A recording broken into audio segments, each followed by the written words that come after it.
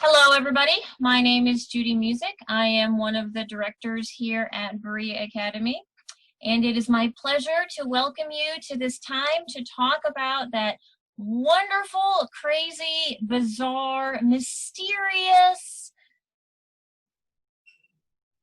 awkward, and I'm sure there's about 20 more adjectives I should be implying or saying directly out here, the time of middle schoolers. 6th, 7th, 8th graders, they are a wild bunch. I chose this background tonight specifically in honor of the joy that is middle school and middle school education. For the housekeeping details, for the people that are just popping on now, we are recording. So if you prefer to have your video so that it is not showing your face, feel free to click the stop video button that is at the bottom of your toolbar there. Your names will not be showing online.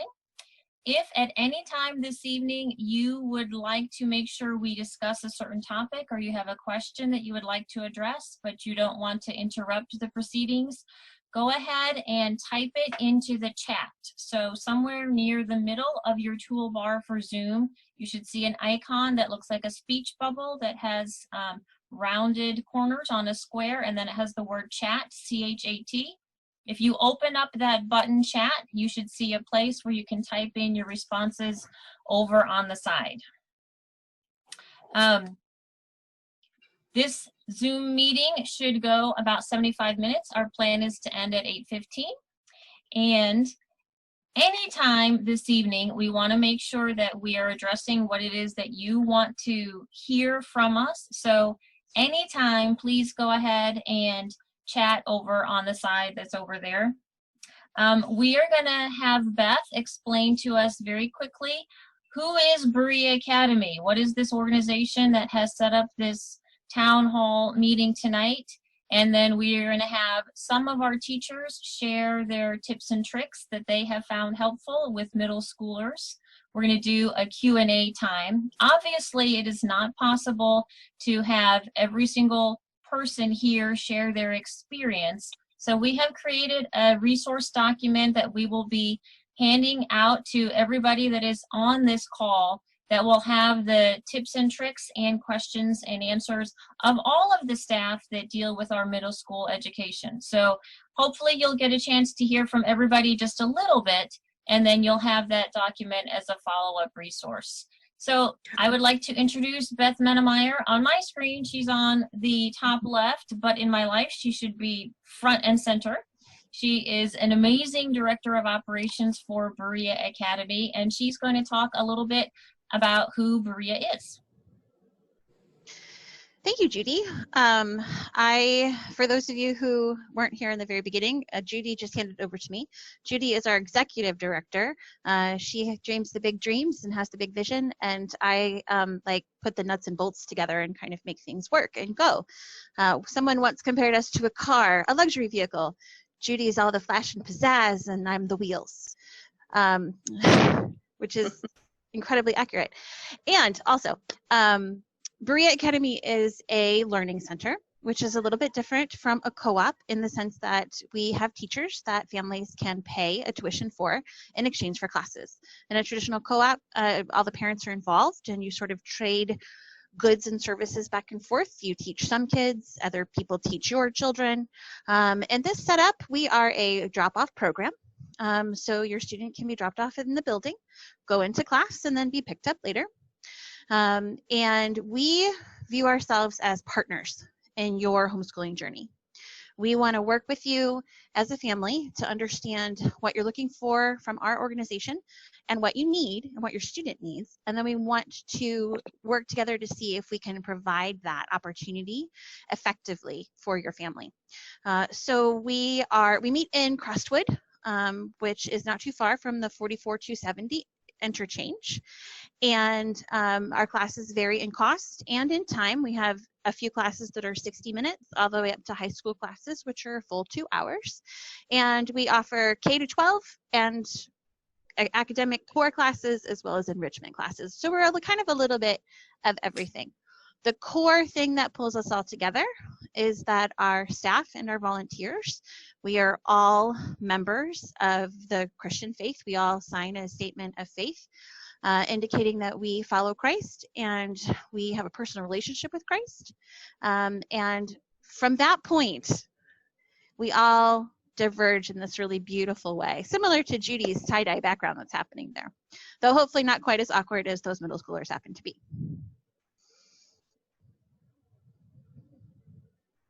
Thank you, Beth. We have a few teachers here that are going to talk a little bit about their secret ingredient for middle school success. And one of them is having some technical difficulties, so I'm not sure if Christina is going to be able to get on or not. We will test in just a moment. But I would like to introduce to all of you Paula Miranda. Paula is teaching our Missouri State Science and History class for the middle school level. And as you can see by her beautiful background there, she does a lot of online teaching. She teaches with VIP kids and teaches Chinese children English, which is kind of fun. So Paula, tell us a little bit about your class and about the tip and trick that you have when it comes to middle schoolers. Okay, thanks. Well, my class is going to be a combination of history and science mixed together. We're going to start with the first indigenous people, prehistoric history in Missouri about a few thousand years back. And then as we go chronologically through history over the course of the year up to hopefully we'll get to the present day. As we do, as scientific topics come up, we will be exploring them as well. We're going to be using a lot of resources from the Missouri Department of Conservation, and I have to say Missouri's department compared to some of the other states is the gold standard for the country. And they have provided a ton of materials.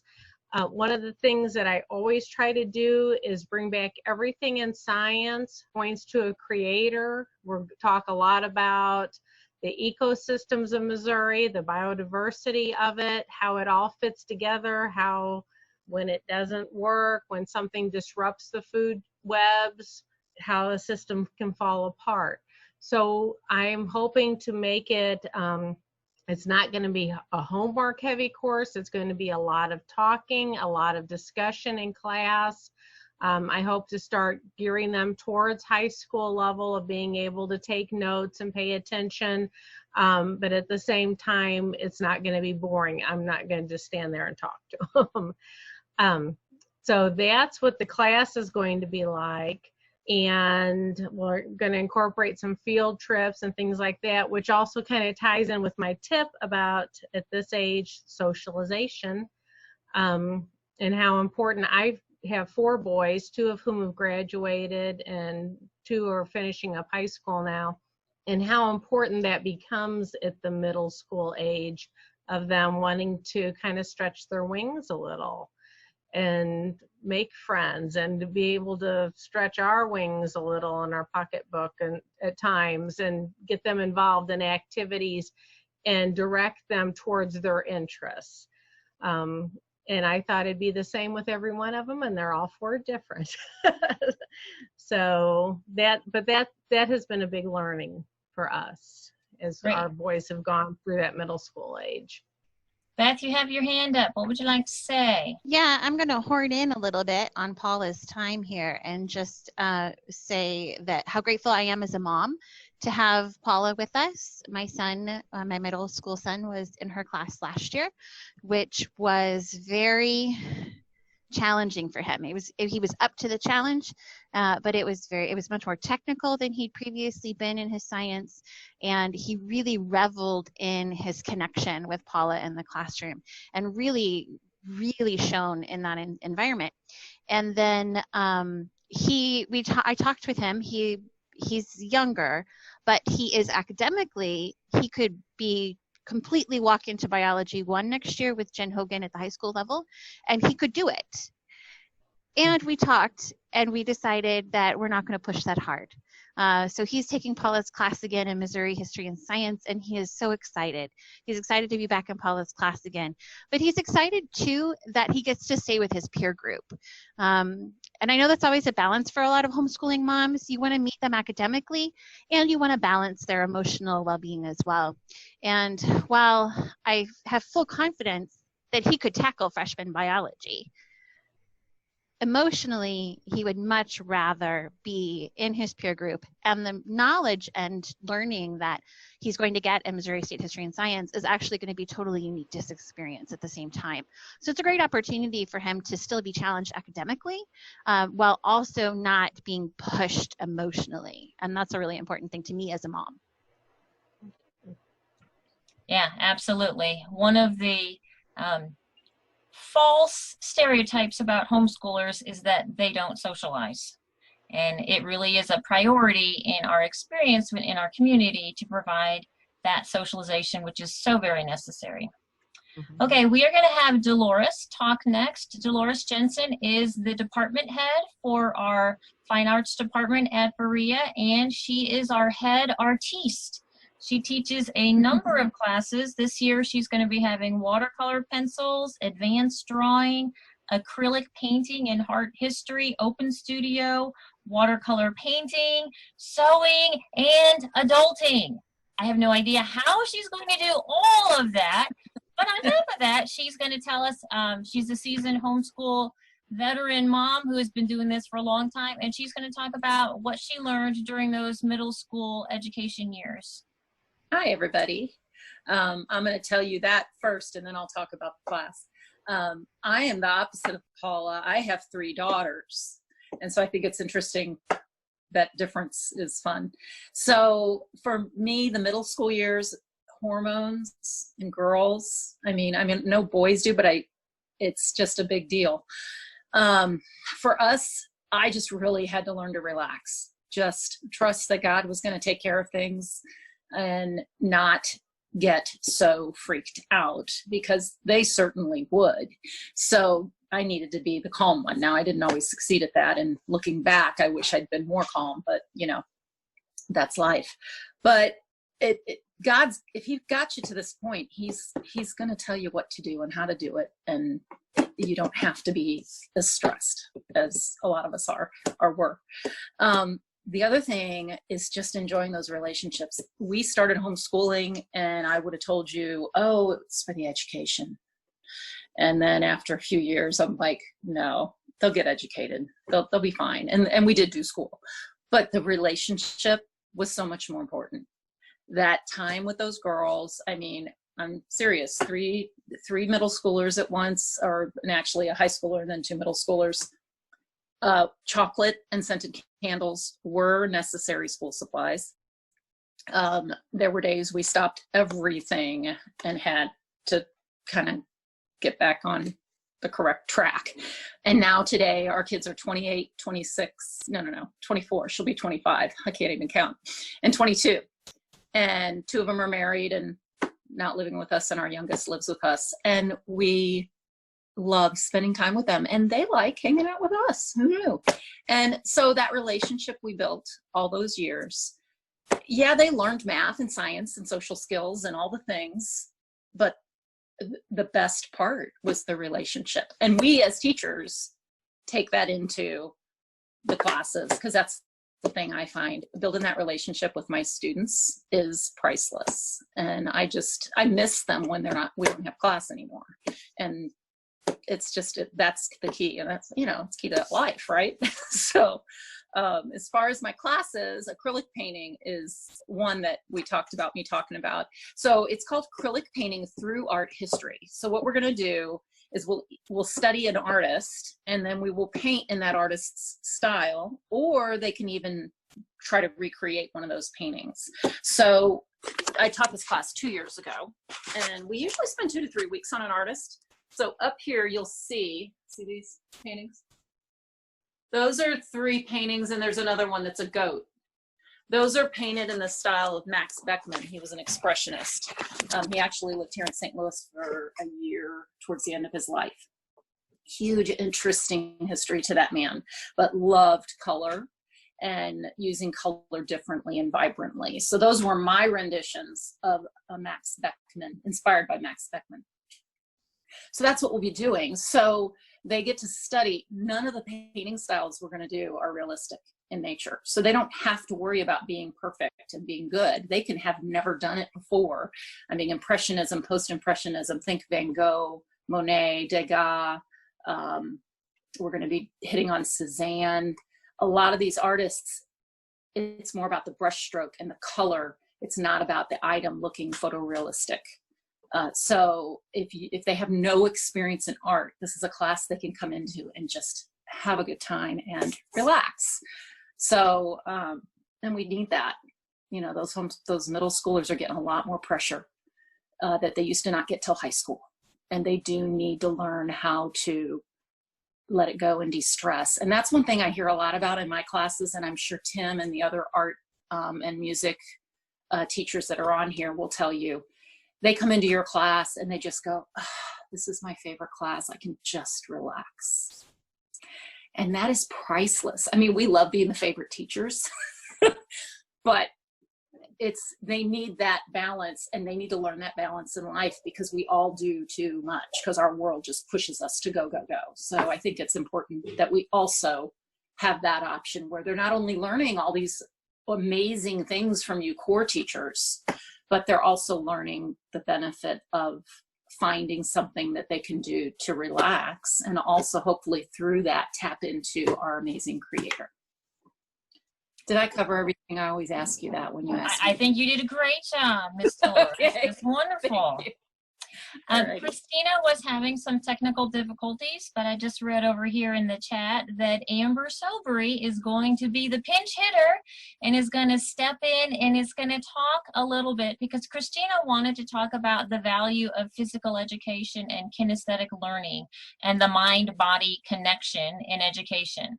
So Amber Sobry is our ASL instructor here at Berea. She teaches beginning and advanced ASL and is a sign language interpreter.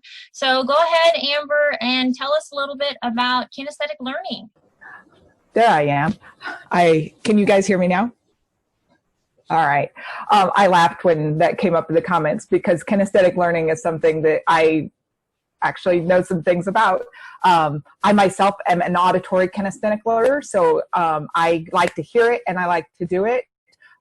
Most of the students that I work with in my occupation are visual learners, definitely kinesthetic learners that get up and move and do it. If I can do it, it sinks into my brain a little differently.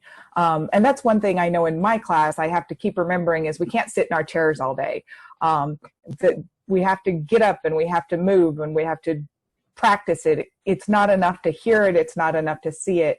And I see that especially with some of the younger students, more so the older high school students are more prepared to sit and do some of that work that way. But last year, especially in ASL, I had some younger students, and it was like we had to stop, we had to move. We were up at the board more, we were making sure we were signing, just because that movement activates different parts of our brains, and so we need to try and get it in a little differently. Our systems, our brain is bombarded with billions of pieces of information at any given point in time. And not all of those pieces go in. So the more that we can engage our body and our ears and our eyes and our brains all working together, the more information it's going to be able to get through that filter that our brain automatically set up. That I have no idea how God designed that, but I'm really glad he did, because otherwise we'd be overwhelmed all the time. Yeah, I know that Christina is, last year we had the opportunity to share some space, and it was always interesting to see what her kids were bringing in at the end of class or picking up to take to class, because none of it was small. It was big and bulky, and you could see that the kids were being able to engage not just their little bitty, I'm writing on a piece of paper, but I've created this thing that's almost as big as I am, just to do whatever the task was that they were doing with it. But you could tell that you couldn't do that with just your fingers. You had to be able to use your body in order to be learning more things. And I think that's really important for our middle schoolers as they're moving from that elementary age where they're still kind of focused on making sure that everything is experiential, and headed for high school where you're looking more at that book learning type idea. And so here are these middle schoolers in the middle, and they're kind of transitioning from all of that and trying to make sure that, you know, as a teacher, remembering, hey, we're doing that transfer even as we go up into high school, but we have to make it so that we can engage more parts of our brain. And so, yeah, I know Christina's classes definitely do that. I think that Beth is going to explain just a little bit about Christina's classes before we move on to our next tipster, which is going to be Tim Stambaugh in just a moment. So Christina is teaching human body and Lego robotics, as well as a program called Keto. And the human body is sort of self-explanatory. It's a science program targeted for the middle school age group. Lego robotics is an interesting concept because it's not about building Legos. It's actually about learning the coding program to use a robot it's labeled the EV3. And they do build in the sense that that week's challenge might be making the EV3 move forward and pick something up off of the ground. And in order to do that, they actually have to build the grappling hook that picks up the item. Or they might have to build the item that they have to pick up. And what Amber was talking about with the big giant things they're carrying around is actually they build mazes for themselves to learn to code navigation for. And so over the number of weeks, they work on building these mazes to give the robot challenges that then they have to overcome. And then at the end of the year, they actually work with an official robotics map that has individual challenges on the map in various locations. So they're learning a lot of different things. It's more than Lego. It's really the robotics and the problem-solving aspect of all of that. And then Keto is a martial arts program, and it is open to ages 6 and up, including adults. It is interesting and different because it is a Christian-based martial arts defensive program. And so Christina's husband, Michael Maxwell, actually put the program together after a number of years of training in a variety of martial arts. He just felt that he wasn't getting what he needed out of it, which was a Christian defensive perspective. So he built it instead, and it is a recognized, registered martial arts program with the official martial arts organization. And Christina is a black belt. She runs the classes weekly, and then he tries to come in about once a month or so to interact with the students and kind of help modify what they're doing, that sort of thing. And this is such an important thing. The kids are learning how to use their bodies, which especially in middle school can be such a tough thing as they're growing and changing, and they don't have control over all of these limbs all of a sudden. It's a really fantastic option. I actually watched my youngest son, he's been doing keto for a couple of years now, and we were walking through this kind of mulchy area, and he tripped on something, and he pitched forward, and he threw himself into a proper keto roll and made it right back up to his feet and never missed a step. It was fantastic. And it's a great opportunity for kids to learn how to center themselves in a loving way, approach people gracefully, but also be prepared to evade and defend if necessary. So yeah, that's a little explanation about keto. Thank you, Beth. That reminds me, I was watching a YouTube clip. Sometimes, especially in the past, we have specialized students, and at one point we had a number of circus performers that were a part of our educational community. And so this man is now a world-class juggler, and he was doing this very difficult, dangerous-looking stunt, and as part of the stunt, he fell. But of course, he recovered and did the roll and stood up and didn't drop any of the things that he was juggling. And somebody typed in the comment, "Doesn't that hurt when you fall?" And his response was, "No, not at all. I only fall professionally." That was kind of fun.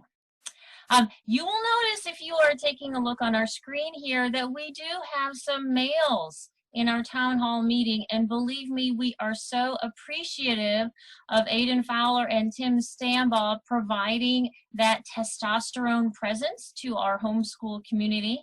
Tim Stambaugh is our ceramics teacher, and he's going to talk to you about his tip and trick to deal with middle schoolers. There we go. Can everybody hear? Well, I don't know if it's a tip or trick, but my little statement was the importance of instructing and mentoring. And the mentoring part is very important to me. Again, as a Berea instructor, we can guide and show techniques, and especially developing the craft in the art field. And there's a lot that goes into that. But along with that, there are opportunities to actually start to mentor, not a full mentorship, but like more of a sub-mentorship. During this past semester, we started watching, I started pulling videos on artist profiles. And I thought that was very important, not just to learn the technique and creation, but the young kids, when they come in, they're having fun. But to take what's inside of their head and create something, and to expound on that and know why and how it fits together, and how to think about that, your focus and perspective. And that's part of our job I think that's part of our job as wearing the mantle of Berea, is to start mentoring more. And every time we have a chance to an opportunity to expose some of that, peek behind the curtain. One of these things the artist profiles did was actually got into the head of the artist on how they thought, and they really went back and searched on some of the people and some of the events in their life that influenced their artwork, and what that was, and what they could pull through, and how the pieces of the artwork fit together as a cohesive unit. And that's what I try to bring to the table, not only the craft, but also mentoring kids on how to think about what they're doing and their influences and things, and how to get that out of their head and express it. And I think the ceramics is a very good avenue for that, along with the rest of the arts, like Dolores is exposing them to. So that's my tip or trick, or whatever you want to call it, but that's part of my thinking. Thank you. Thanks, Tim. Tim also coordinates our chapel services, our once-a-month chapel that we have enjoyed very much this past year, even when we had to do it remotely. The idea of mentoring is important in every age, but particularly with this middle school time period. If you look at the research that has been done, the statistics on what works, what doesn't work, what is most important, what is the potential danger areas for the middle schooler age, the idea of having one-on-one quality time with an adult that is not a parent is critical for middle schoolers. Yes, parents, you have always had a strong, wonderful relationship with your kids in elementary school, and we hope and pray that that continues. However, it is important that they have other adults in their lives that are close, that are confidants, that can be an opportunity for someone to discuss something that maybe would be not quite right for mom or dad in that moment. Beth, I see you have your hand up. I always have things to say. One of the things that I love about Berea is that all of our teachers have this mentorship mindset when it comes to our young people. And we, as an academy, we really cultivate that intentionally. That's an important part of what we do, because before a young person is a math student or a science student or even an art student, they're a person. They're an entire person, and they come into your classroom as a whole package, and they're carrying all sorts of things with them, not just their science homework, but the whole day is wrapped around them as well. maybe the whole week.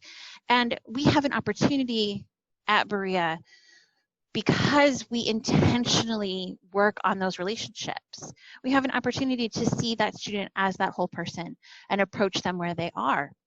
And truthfully, I think we all are fully aware, sometimes young people make very questionable choices because they're young. Maybe they don't know any better. Maybe in the moment they just have a weakness, whatever it is, they've made a bad choice. But through mentorship, we get an opportunity for coaching. It's not correction. It's a learning opportunity. And we meet them with grace, and we meet them with patience, and we meet them with boundaries, of course, to say, you know, like, no, you really can't have your phone out right now. You have to put it away, or whatever that is. But meeting them where they are and then extending grace to them is a powerful experience to have at any point in your life. But then especially to have it in an educational environment outside of your immediate family can be really, really impactful. And so as an academy, we're very intentional about helping our teachers learn how to utilize those skills. All of them have this skill naturally, honestly, or they wouldn't be with us. But then we work with them to continue to cultivate that and to help that grow. And we see our students as those whole people, that entire person that they are, which is a really important part as they're transitioning from previous academic work, which may not have been so serious, into this heavier work as they prepare for high school. Great, thank you. One of the classes that we offer that really has that one-on-one personal mentoring feel to it would be the photography classes. And so we have Erin Hodges with us tonight. She teaches our beginning and our advanced photography courses. She also is Berea's photographer for official events like our spring showcase and our high school graduation. So Erin, please tell us what you have found to be helpful and effective when working with middle schoolers. So I have two kiddos, neither one of them in middle school, but I do remember my middle school years, super awkward. I mean, to the max. I was very much into art and stuff. And middle school is all about like finding yourself, but we need to be able to provide the students a safe place to find themselves and be able to find themselves in a biblical worldview. Understanding that they're going to come across controversy, they're going to come across things that we don't believe to be true, but how to teach them to love people through differences. And just because you don't agree with someone doesn't mean that you don't like them or you hate them. So I think that's where it's really important. Our job as teachers and our jobs really just as humans, especially in today's day and age, is learning and for us to be able to teach students to love through differences. And also, like I said in the beginning, as they're working on finding themselves.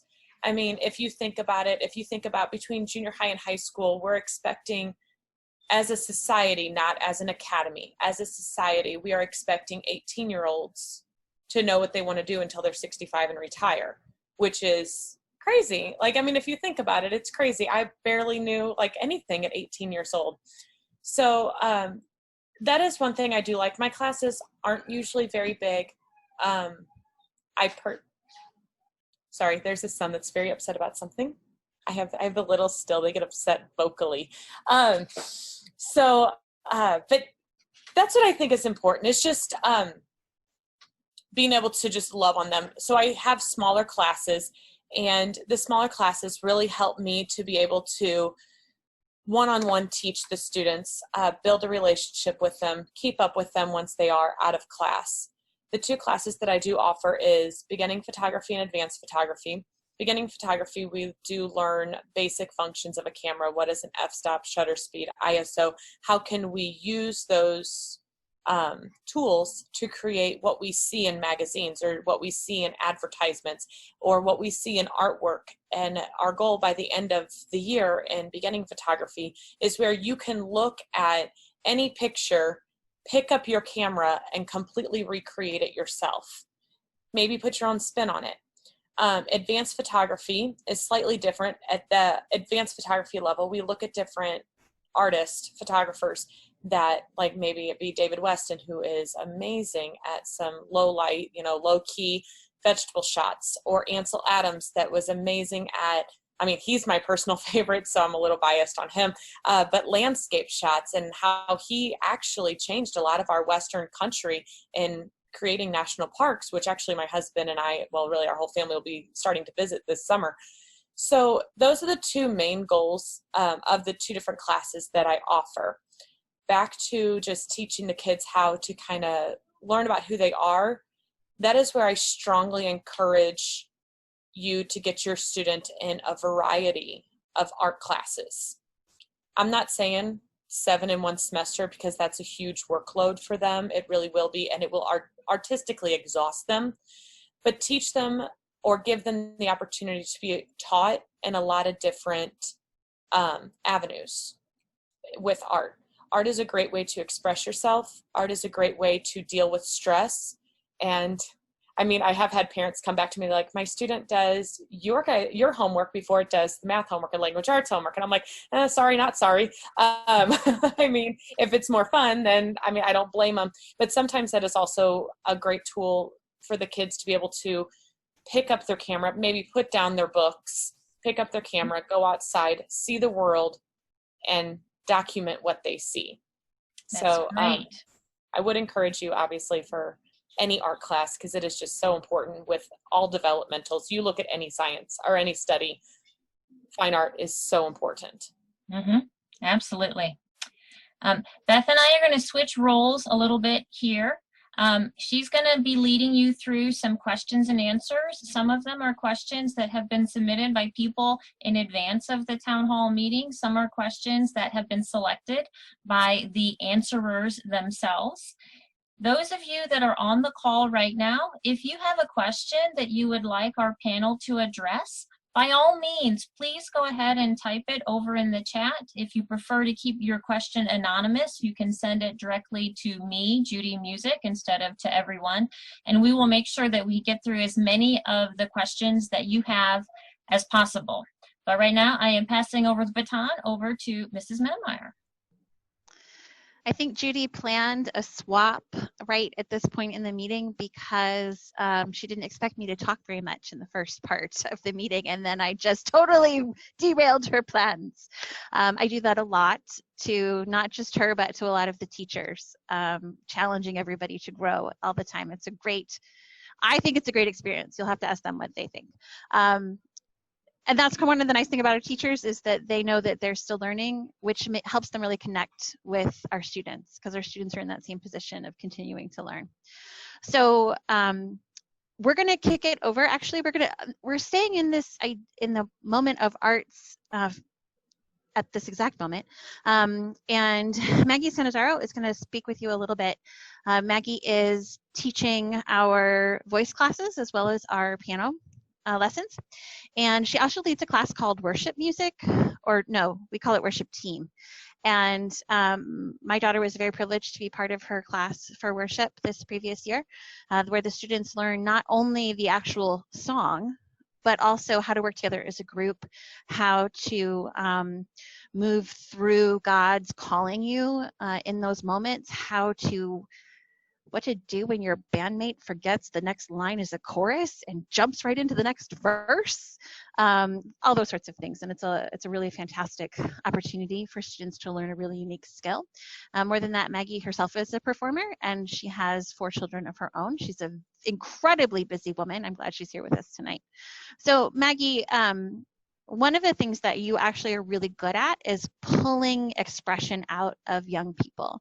When we were forced to go online, of course, that really hampered worship team and their ability to rehearse and all that kind of stuff.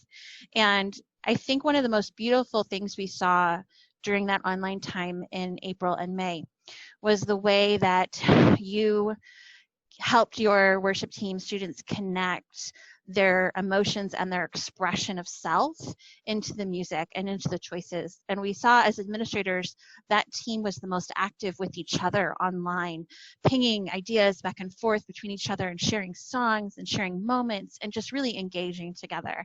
And so I'd love it if you would talk a little bit about encouraging kids in their expression of selves, because I don't know about the rest of you, but my quiet kid has gotten like drop a pin library kind of quiet in my house with everything going on, and I could use a few tips. Oh, thanks. It was amazing. I was actually very surprised by worship team too when we went virtual, because it is a class that is an ensemble class. So it's for students who've already played an instrument for a year or so or more. So they're very experienced at playing on their own. But a lot of times when we teach kids an instrument, we teach them about how to read music and how to play this song.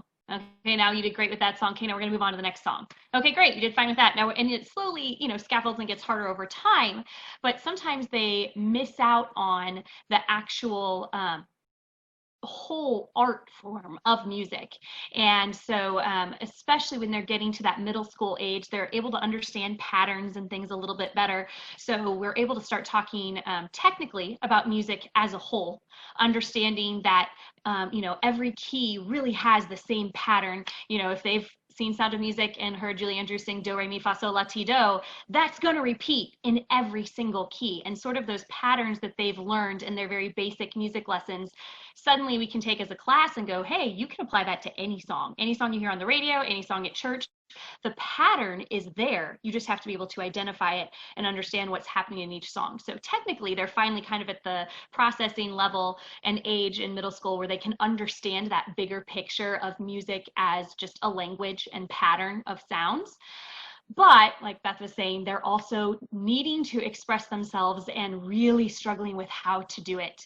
And I've just been amazed in worship team class how the kids come in, kind of like Dolores was saying earlier, it's fun to be the favorite class. I taught math and reading for a really long time, and not that kids don't love learning those things, but they have to learn those. Music is something they're choosing. So they would come into class and I'd be ready with everything I had planned for us to do that day and practice in our music theory and what we're going to talk about from the Bible that day and how we were going to play together and work on songs. And they would talk for the first 20 minutes. And it wasn't all kind of silliness. They had really deep thoughts about the songs we would have listened to that week, or they were sharing the song of the day, or we do some songwriting stuff, and I asked them to share just some things. I'd say, hey, meditate on this verse this week, share some ideas and thoughts that you have. And the stuff they shared was amazing. I mean, deep, amazing thoughts and poems that they were coming up with. And then another one would say, well, I couldn't really come up with any words, so I wrote this chord progression that was just this amazing moving piece. And I'm sitting here on the other end of Zoom in my basement going, oh my gosh, I haven't even come up with anything this deep. I've just been here in lockdown trying to survive, me and my 4 kids and my husband both working. And here are these kids coming out with this expression of everything, yes, their love for the Lord, but also just everything they're dealing with what's going on around them right now. And I got to hear from them things that I know they weren't able to express in other ways. So it's an amazing privilege to get to work with kids through this age, middle school and high school, and all they're able to do with music, and just express and learn together, and seeing them work as a team was amazing. So I can't say enough about it. I love all my students, I loved all my classes, but worship team is really, really special. And we really, in worship team, need drummers. So I'm very, very, very happy that we have Aiden. I'm going to kind of kick it over to him next. But having someone who's able to drive that rhythm is really helpful in expression, and the kids really enjoy having that part. So I'm really, really glad that we're able to kind of raise up some more rhythm people for worship team. Awesome. Yeah. So self-expression is really important for every artist, but I feel like specifically for music. A little bit about me real quick. Growing up, I was more of an emotional kid, which was kind of tough for me because you're not, as a guy, you're not really supposed to be super emotional or all that dumb stuff. And so it was just tough on me, and like, oh, I'm more emotional in this aspect or this, and I'm like, no one else is like that. But as I'm older now, I see that, oh, that makes me a good artist. The fact that I'm feeling these emotions, and honestly, everyone feels emotions. And so I do highly believe everyone's an artist. Everyone at their core can either draw a little stick figure, or they can hit a glass with a stick and be like, oh, I'm playing drums. I highly believe that everyone can self-express in the way that, whether it's music or art or anything like that. But going back to that question of self-expression, drums have been used as a communication device for hundreds of years. Even like Indians using them, or even like before war, people would use them, and even like biblical times, we see music everywhere. And so with my lessons, I do focus heavily on the self-expression stuff, on the emotions.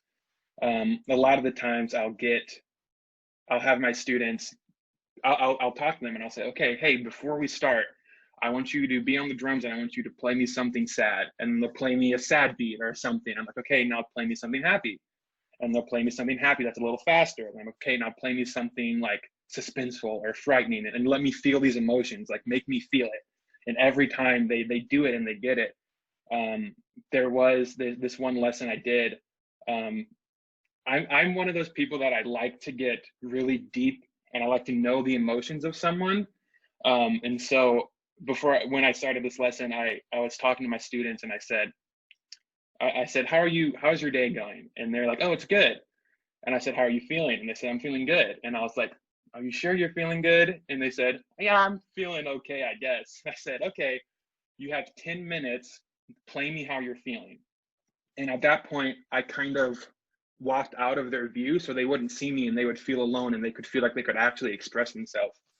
And while they were doing that, even I was like, oh, I'm feeling that they had a stressful week. Like their week was very intense and chaotic, just the way they were playing. And at least more than half of them were like, when they were done, they're like wiping their eyes, and some of them were crying. And I'm just like, this is why I teach drums, and this is why I highly encourage, even if you don't have a musical student, I highly encourage taking some kind of art class, even if it's not drums, but drums just happen to be the best. So that's what I have to say about that. I'm going to interrupt real quick and just say, can I interject for a minute? Oh, sure. Please do. Drum students. Okay, so I was a student of Aiden's last year as an adult. We'll just say probably the oldest student he had. So he did that exercise with me, and I was super self-conscious. So I was very happy he left the room. And of course, he says, how are you feeling? I said, fine. And he's like, no, really? How are you feeling? And I think the word I told you was over-obligated. And he said, okay, play that. Okay, you definitely have to leave the room because I don't know how to play overly obligated. But I was one of the people in tears when I was done, so. That's beautiful. The plug that I want to put out for Aiden is, if you have not seen his drum lesson video, which he released today, by all means, go to our website or go to our YouTube channel. Our YouTube channel is Berea Academy Remote Education. And he shows a little bit of the versatility and the different venues where he has professionally been a drummer. And it's quite fun, I think.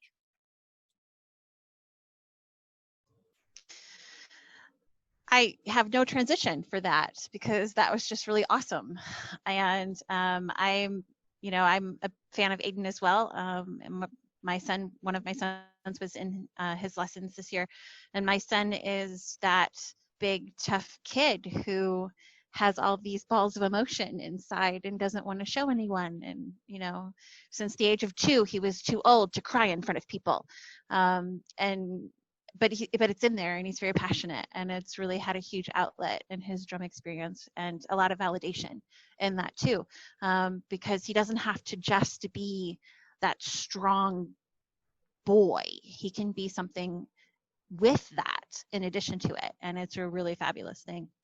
So on that note, we're just going to pivot rather than transition beautifully, and we're going to throw it over towards Janelle. Janelle is, for those of you who don't know her, she's fabulous. She is one of the top 2 people who give the best hugs at Berea. So of course, I know like with COVID and everything, there's that to consider. But you need a hug and everyone is okay with all the distancing and whatsoever. You need to see Mrs. Steen or Mrs. Calhoun because that's where you're going to get your top 2 hug experiences. And Mrs. Steen teaches Spanish for the high school level.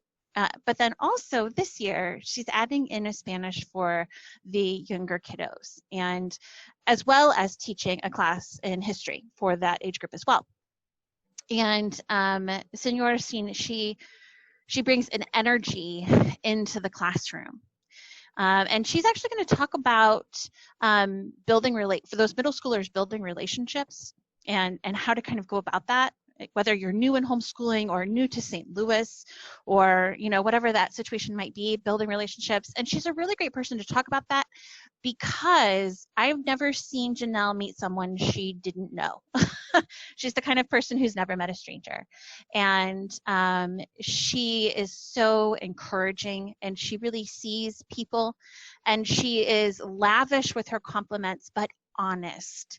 And so when Senora Steen gives you a compliment, you just sort of want to like roll over and bask in the sun because you just feel like she has really seen you and seen the beautiful qualities you have.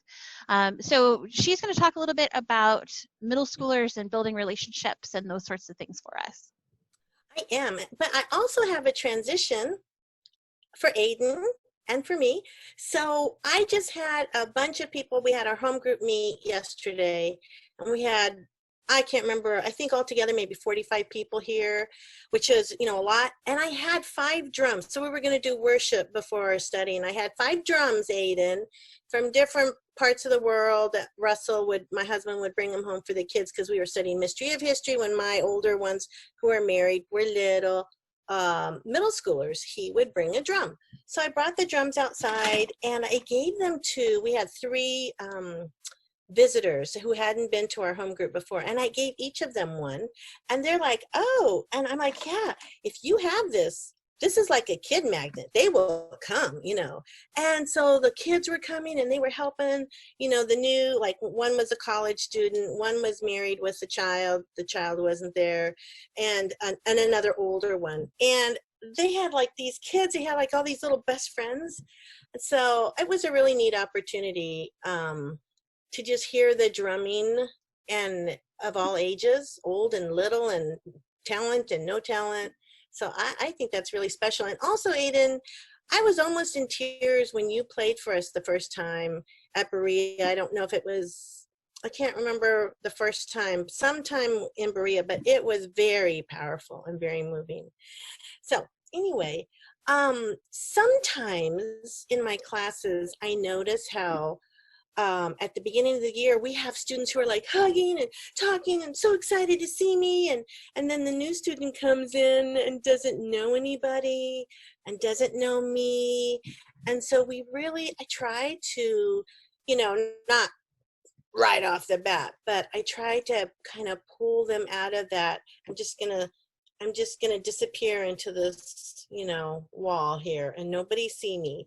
And so, I think parents also of middle schoolers wonder, you know, if they're not on a sports team or if they're not already engaged, but they've been home and then they enter into a classroom situation and, you know, that nervousness of, I don't know anybody. Everybody already has a best friend. Everybody's all so excited. And then there's me. And so sometimes we like to talk about, hey, so what area of St. Louis do you live in? You know, and then come to find out 2 families, maybe even the one that doesn't have a friend yet, lives super close to someone else. And then we can start talking about, ooh, what kind of things do you like? Oh, and sometimes I incorporate the Spanish. You know, we'll start learning things. I'll right away start coming up with vocabulary that might be zoo vocabulary if they live near the zoo or something like that. So, and then I have something to go to the parent with, and, you know, and I'd love to talk to the student and the parent to find out what kinds of things they do like. And maybe we can sort of pair up with, oh, there's someone in another class who's really into, you know, whatever it is. But yes, we are like a family, and we do get super excited at the beginning of the year to see each other after a summer. So it's fun, but we also want to include our new ones, our new students in. So. And yeah, Janelle is, like I said, she's really good at seeing people. And that's something that as instructors, we want to facilitate all those conversations and kind of help moving them along. And it's so important that we help guide and coach our youth in building these relationships with each other. I saw that in the worship team when we went virtual. I saw it in Spanish when they went virtual. You know, their favorite time in class was the time that they spent just talking a little bit about how they were doing that week with all of the changes and everything, and being able to support each other. And that is really, really important. We as an academy work really hard to try to leverage the class dynamic when we're in class, because some of these courses you could be teaching at home, maybe not Spanish or drums, but some others. And we know that that group dynamic can be really important. So Janelle does a lot of class presentations with her groups. So does Mrs. Music. Hey, Beth, here's one that I like. I get 2 fans, you know, because I'm always like fanning. I'll get 2 fans, and we'll do like an expression. We've learned like 12 different feelings. And so then they get to express and do sad, you know, and then happy and all of those. And then the last one they do is the one they're feeling that day or that week. And that last one sometimes isn't on our list. And so we have to guess, like, which one is that last one? And then that's a new vocabulary word as well. But sometimes sometimes we're like, ooh, that's not quite fear. That's not quite this. So anyway, yeah, when you see me with my fans doing that thing, that's our emotion day. The kids. I didn't know that. That's awesome. Yeah. I have used placemats before, my round placemats when I couldn't find my fans, and that works great. If you see me with placemats, that's what I'm doing. We might all have to start doing that. So part of what Janelle does is, like I said, the Spanish, so foreign language. And here's my rough transition for you. We're going to jump over to Mrs. Wofford, who is teaching a foreign language as well. It just happens to be a digital form of foreign language. And also, she's got a great experience with the relationship too. She, Ms. Wofford previously taught public speaking. I wanted to say something else there for us last year, and where that class is on rotation. So this upcoming year, that class is rotated off. However, her ability to call these students out and into these very vulnerable moments where they're speaking and sharing is really, really powerful. And we even saw that at graduation a couple of weeks ago when one of her previous students got up there, and because she felt that day a moving of the spirit, and she had these fabulous public speaking skills from Mrs. Wofford, she threw her speech out and she ad-libbed it at the lectern, and it was amazing. It was really powerful, and it was such a great testament to her skill set that she had learned in not giving a speech, but in speaking in front of that public. And so while I love that class, it is a rotation class. So Ms. Wofford is going to be with us again this year, but teaching a website design class, which if I had the brain power to devote to it, I would totally be all over because I could use these skills, but my bandwidth is small, so it's all yours. With your Berea website responsibilities, right? Well, maybe we could get some students to be able to take some of that over for you. So yeah, web design will be a little bit of a foreign language. It's definitely more about like critical thinking and problem solving and maybe just learning what's possible.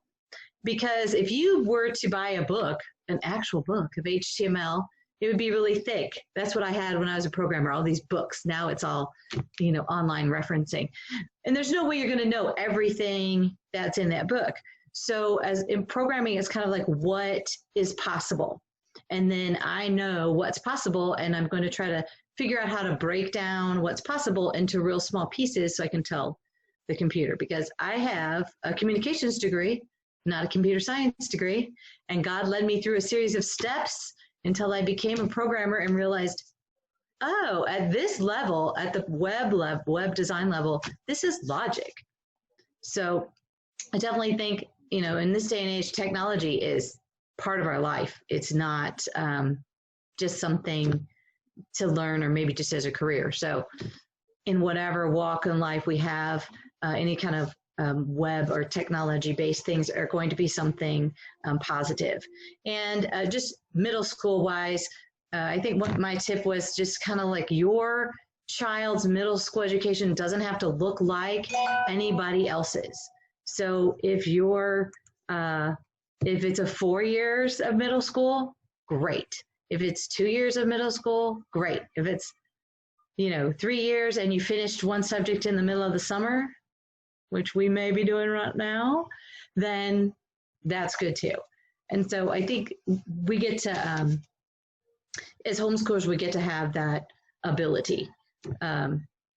So I just wanted to give some kudos to Mrs. Steen, because my daughter was in her class as a middle schooler, but it was a high school level history class.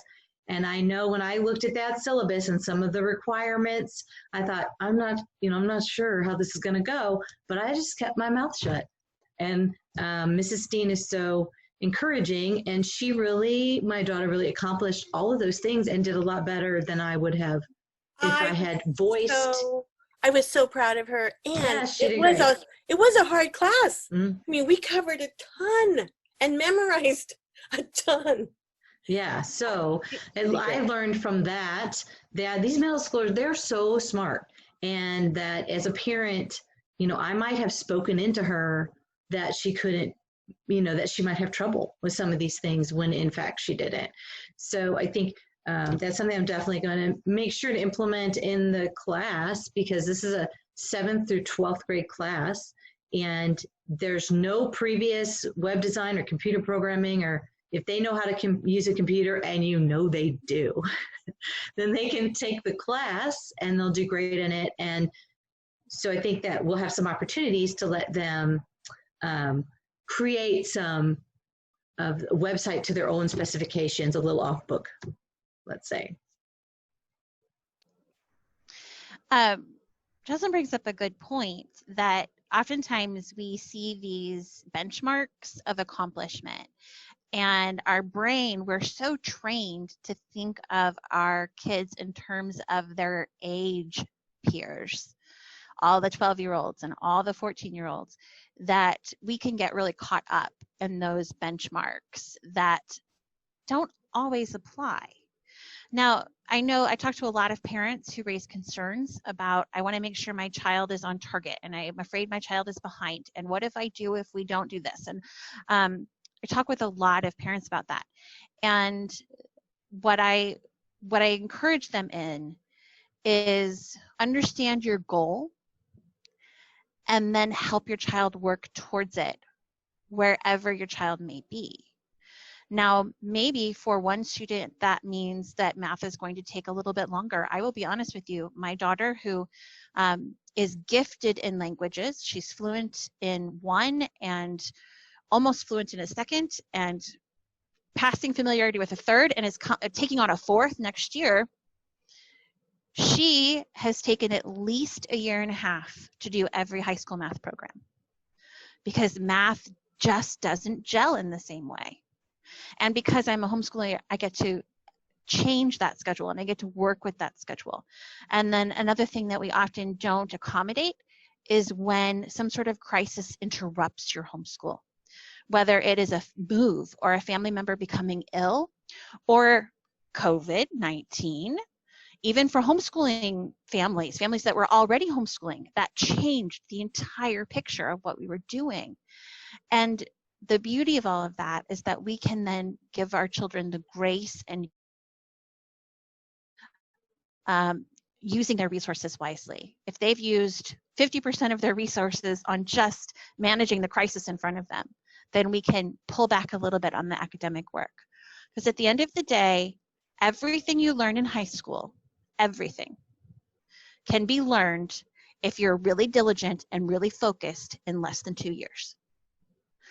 Mostly it takes 4 years to do that for a lot of people, but if you really work hard at it, you can get it done in 2 years. What the rest of what they're doing during middle school and high school is all that character growth, their spiritual growth, and that's something that's really important. And we've talked a lot tonight about ways that our academy philosophy impacts the way that as teachers we lead in the classroom and that we coach and that we mentor. But I don't know that we've talked about it officially. So I'm going to throw it back towards Judy and let her take back over and talk to you about our educational philosophy at Berea and what that looks like, and especially how it is related to that middle school group. Beth, I'm going to throw you a curveball. We do have one question from a parent, and so while it is the Q&A time, I want to give us the opportunity to make sure that we cover that. This parent is wondering and is potentially concerned that as people are making their educational decisions, that there might be a flood of late interest in Berea Academy's classes, especially when people decide that their public school or private school options are not looking as favorable as they might have been in the past. And so the question is, would Berea expand our class size because of that late interest that is coming up, or what is our policy concerning our class limitations? That is a fabulous question, and I'm glad you threw me a curveball because I love questions, especially when I know the answer. And the answer is that this year is really complicated. In June, backing further up, in April and May, when we opened enrollment, our class sizes was the standard 14 students allowed in the class. And that has been our number since we opened our doors 3 years ago. And the reason for that is because you get much more than that, and your class dynamic begins to rule the class instead of it being a tool. And so very rarely have we ever exceeded that 14, and only with an experienced teacher. However, in June, we made the very difficult decision to shrink our classes down to 9 because in the beginning of all of this with COVID-19, there was a lot of conversation about groups of 10 and smaller. And our hope was that by limiting to 9, we could still provide that in-person setting in this changing environment. And so 9 plus the teacher makes 10. And with the release of the St. Louis County guidelines for return to school, which came out last week, there's no mention of numbers. They don't talk about class size. They don't do anything like that. And here at Berea, that's still where our boundary line is. It is 9. We have made some accommodations for that by expanding back into Tuesday so that we can offer additional sections of classes that filled up.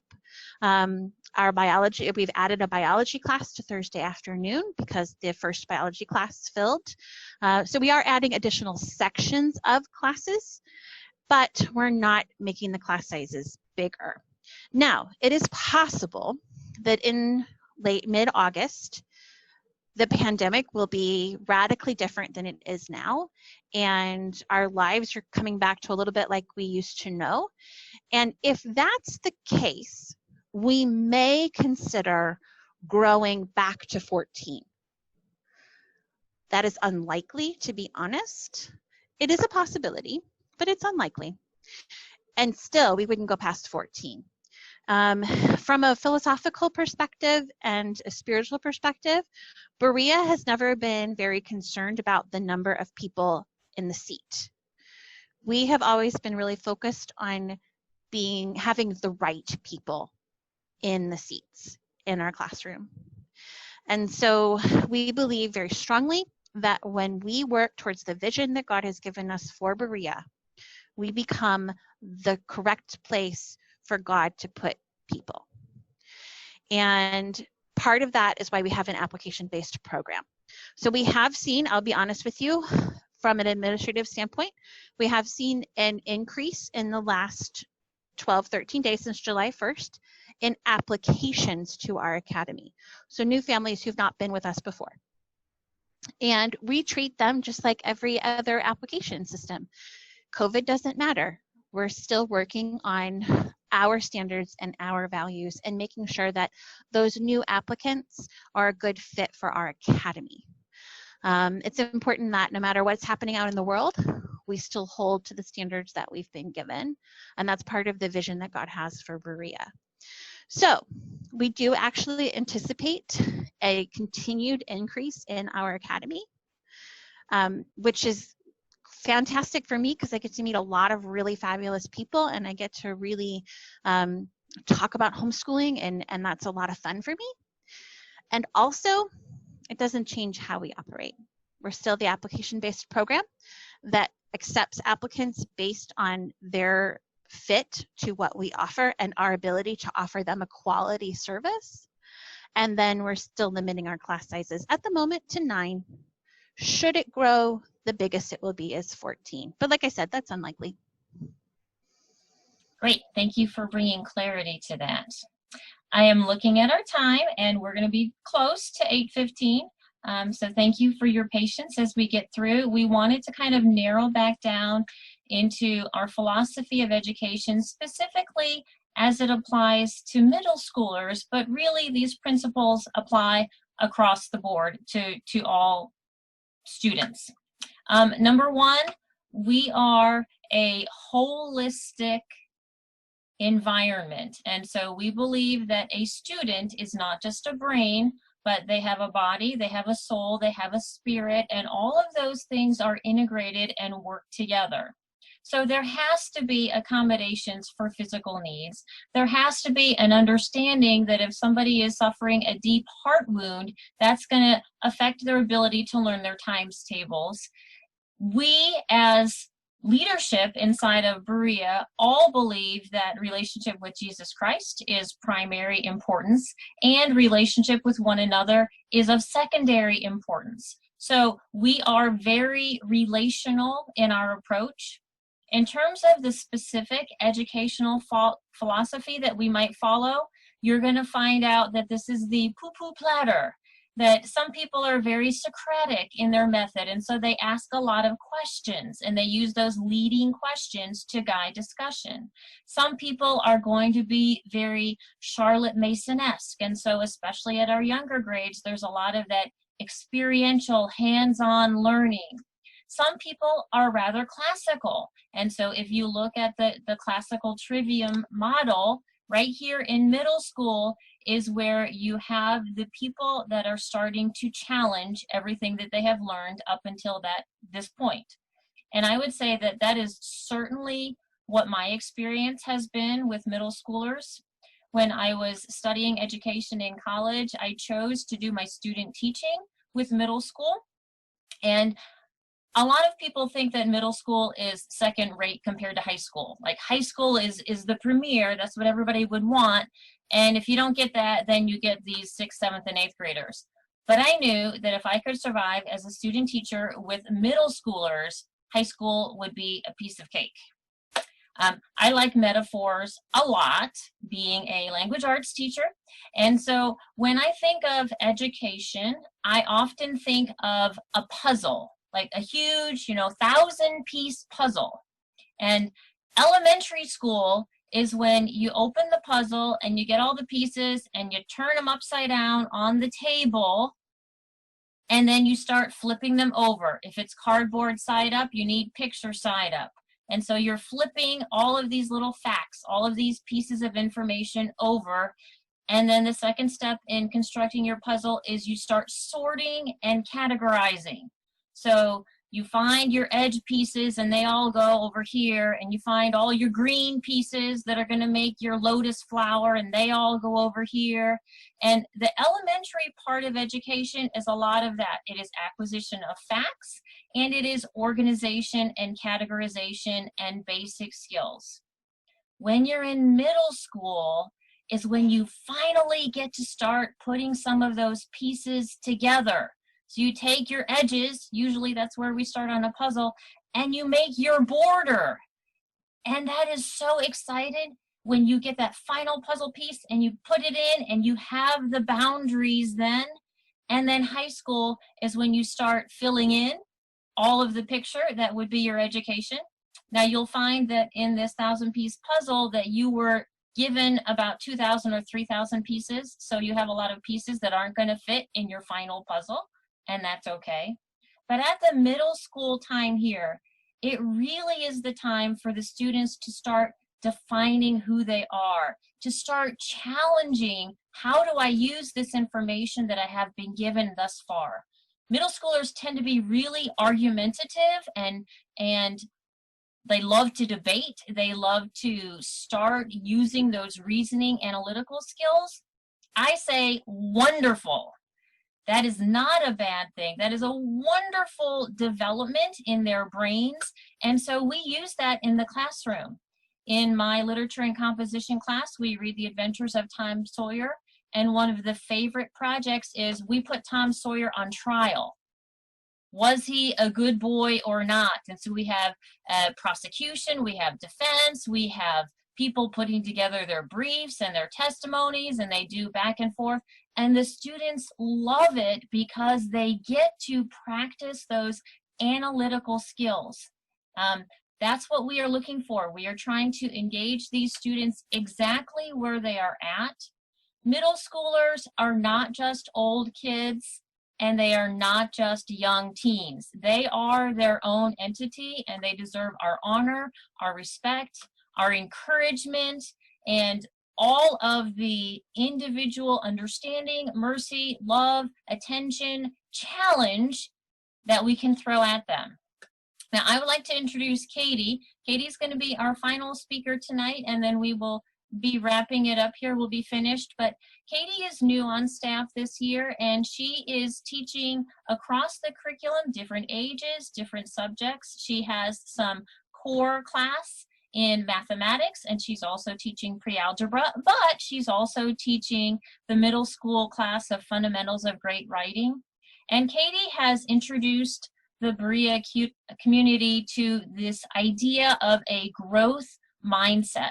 And because it seemed so particularly applicable to middle school education and to the emotional ups and downs of middle schoolers and their tendency to either try so hard that they burn out or try so little and give up too quickly, that I wanted Katie to talk a little bit about what is this idea of a growth mindset and how does it apply to education of middle schoolers.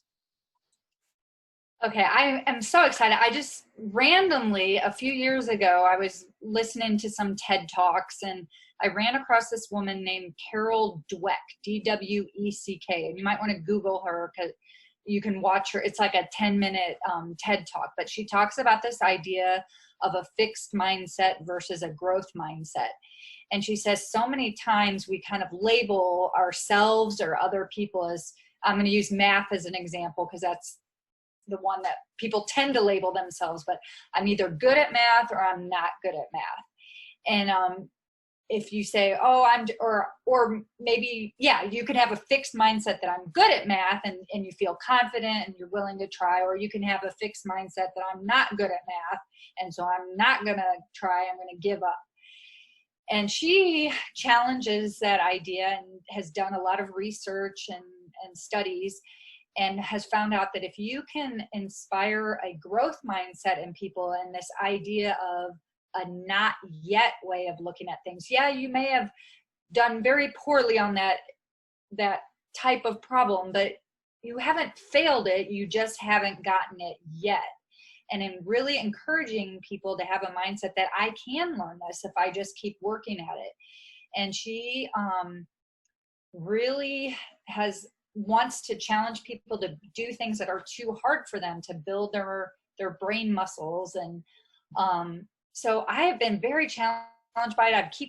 I've been researching even more since Judy asked me to speak on this a little bit today. And I encourage you guys to watch the video because I know we're almost out of time, but it just applies to everything everyone was saying. Who was it that was talking about middle schoolers and their relationship with the Lord? Maybe it was you, Janelle, or and just like how challenging it is, but they're not stuck. Kids aren't who they are yet. They're always in process and always growing, and how the Lord sees our potential. He doesn't see us as, oh, you're this or you're that, but he sees what we're becoming. And so she talks about, she addresses parents, she addresses educators, and then she addresses students, encouraging all of us to have more of this growth mindset. So I will let you watch the video to get more information, but I'm really excited about the concept, and I think it would change, well, how I look at kids and how I look at myself. There have been so many areas where, you know, my first swim meet when I was a kid, I had to do the butterfly, which is the hardest stroke, and I came in dead last. And I am really sad. I quit the swim team after that because I did not have a growth mindset. I was just like, I'm a terrible swimmer, I'm quitting. And anyway, that's one example of where if my parents had maybe helped me through that process, things may have been different. But anyway. So Kate, how does that apply like to math instruction? Because you are leading some students through pre-algebra this year. What does growth mindset mean when it comes to mathematics acquisition? Because I think most people would agree that mathematics, for the majority, is a more challenging subject. Yeah, I mean, just to try to encourage students, you got to puzzle through it. You know, there's many ways to approach a problem. You don't have to get it right the first time. It's you know, you work at it, and then maybe you get a little more instruction and try it again from a different perspective. And it's a not yet thing. Maybe you don't get it right away. Maybe it's going to take you a few weeks. And some of us talked about, Beth, you talked about your daughter taking 1.5 years to do each year of math. And so sometimes you just say, you know, you just don't have it yet. You keep working at it, and your mind grows, just like lifting weights. You get stronger. You don't start with 100 pounds, you start with 5 pounds, and then you build on that and build on that. And so I'm hoping, I really, if you look at all of our studies, I think if we can encourage students and just say, yeah, you worked really hard at that. And Beth and I were talking about in her classes that she does a completion grade versus a number grade on some of her assignments. And I want to encourage that, you know, you work at it as hard as you can, and then you get somebody to come alongside you and maybe show you the easiest way to do the problem, but I want you to puzzle through it on your own first. Exactly. That's perfect. Yeah. I was looking at some of her research as well, and there was one study where students were given a situation where they had to solve math problems, but they were not rewarded for finding the correct answer. They were rewarded for the different strategies and creative ways that they were approaching the problem. And as they were rewarded for effort in that way, their ability to learn math skyrocketed compared to the control group that were only getting a, yay, you did a good job if you got the right answer, and not. Beth, you have your hand up. Yeah, I just want to add on, this is a concept that is very, very dear to my heart and has been a cornerstone of how I homeschool my own children and also how I approach my students at Berea. There was a study done probably 16 years ago where they looked at students who were gifted under the classic IQ testing label of being gifted. And they found that there was a huge difference in how these students approached problems. Students who had been coached and given a verbal affirmation throughout their life that they were very smart tended to quit. They would encounter a problem, and when they couldn't solve it, they just gave up.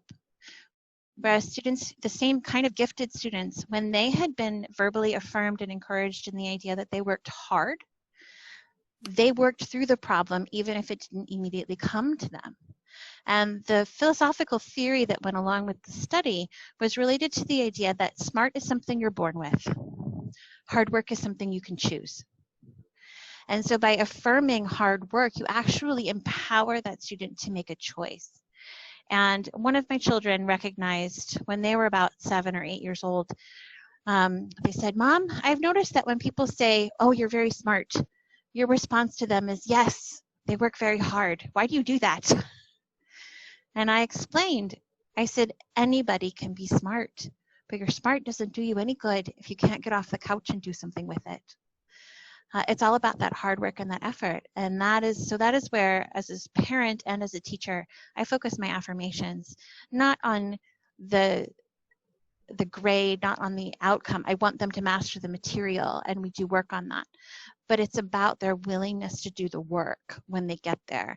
And I think that's a huge difference in how Berea approaches academic achievement, is to really see the value that the students bring into the work that they're given and the character that they bring into it. And it's a huge opportunity for them, for that student to continue to grow in that. Because the reality of life is that sometimes things are going to be hard. Sometimes you're really good at one thing and you're not good at something else. That's just the way it is. Sometimes you're really good at it and it still doesn't work out. But if we give them the skills to persevere through those moments, they pick themselves up and then keep going. And that's a really phenomenal, phenomenal thing to do in life. And that's a wonderful place to close for this evening. We have gone a little bit over time, so I appreciate your patience. To give you just a couple of announcements moving forward, we are having an online virtual open house that is specifically to talk about who Berea is and what we do. That's going to be happening next Monday night. In August, we are going to be having a town hall similar to this one, but the topic will be for high schoolers. What is it like for high school? What do you need to know for college readiness, ACT, SAT, transcripts, all of dual enrollment, all of the questions like that will be the fodder for the material for our August online open house. We are at this point planning to have a physical on location on our campus open house, real open house, like real people, real building on August 17th. And then enrollment for our classes closes a week later on August 24th, and believe it or not, September 1st is the first day of the fall semester.